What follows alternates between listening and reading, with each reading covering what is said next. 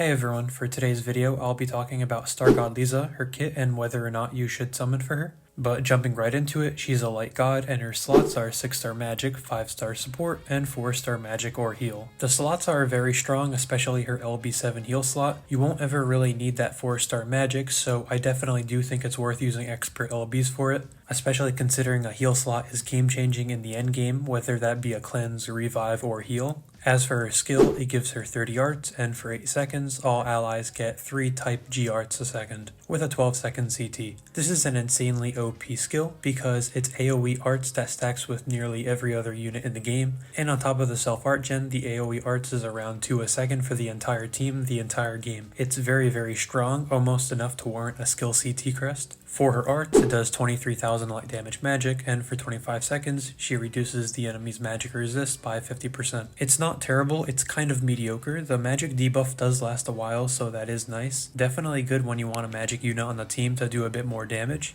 As for her true art, it does 70,000 light damage magic, and for 30 seconds, all allies get 60% equip CT down, and light allies get 150% damage up. This is definitely an OP true art by far. The equip CT is especially strong as it's unconditional and has a high modifier percent, meaning that the team's equip CT is going to be lowered by quite a bit. The damage for light allies is also really good, as it means that she's going to work on pretty much any light team, and when paired with light Sistina, she's going to be healing a ton. Mono light is going to enjoy this true art quite a bit. As for her super art, it does 130,000 light damage magic, and for 15 seconds, allies get up to 300% magic damage based on her current HP. This is definitely even crazier, as a 300% damage buff is insanely strong. This is of course if you can keep her healthy, but that shouldn't really be an issue. And considering its base magic damage, this means that pretty much every magic unit in the game is going to be great paired with her. They don't even have to be a light unit to benefit from her true art, simply with how high her damage buff is from her super art. As for her passives, she has Ether Recast, which is when you hold on an equip after using it, which it'll then reset the cooldown instantly, and it's once per equip per quest. She also has 20% heal amount up and 50 arts at the start of the quest. These are all really nice passives. The Recast passive is especially nice as it's going to be great for a multitude of quests, whether it be nuking or sustain,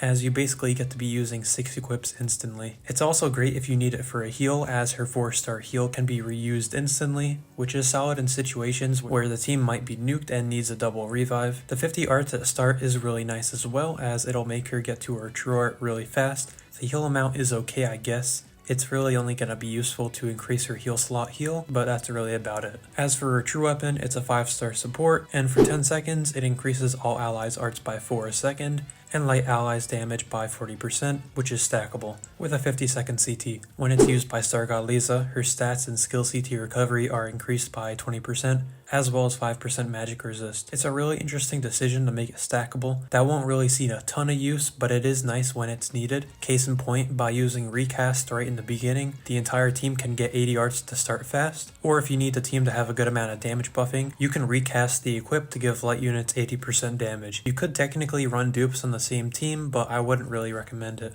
It is a really good equip though, and the stats up is great for survivability, as is the skill CT recovery, since it'll allow her skill to come back even faster. And in terms of AoE arts, that skill CT is going to be very strong. It'll bring her skill down to 10.8 seconds, which is fairly noticeable. I'd definitely say that her true weapon is a solid pickup, although it's not really needed to make her reach her full potential, but it is really nice to have. Overall though, Star God LIZA is a really great unit. She's definitely top 3 units in the game, along with War God Fen and Haruto. She provides so much to the team that makes her invaluable. AoE arts on skill, light and magic damage, as well as a ton of equip CT. It is unfortunate that her heal slot is LB7, but that's needed in some harder stages as it becomes really necessary. And on mono light, she's definitely going to be a required unit to make it shine, along with units like Sistina, Hazuki, Emperor, and in the future, Battle of Fate Emperor. Everyone should definitely at least do a 50 for her. I'd definitely suggest pitying her if you have the resources. Also, try the Alks, as your rates are a lot better there, but definitely try your best to get her. If you don't have a pity available and won't until she leaves, then I'd say hold off on doing more than one, as it's not worth it to be shafted. But be wary, as meta units such as herself and War God Fen come very rarely. Case in point, War God Fen, who came out 10 months ago, and he hasn't been pitiable in a banner since. It's going to be quite some time until we see her again, so be sure to factor all these things in when you're thinking about how much you should be summoning for. But anyways, let me know what your game plan is, and how you're going to summon for her. I know her banner isn't the best, best, but most banners aren't anyways. Good luck to everyone that's going to be summoning for her. Be sure to like and sub for more, and stay tuned for my summons. Thanks to everyone for watching, and I'll see you later.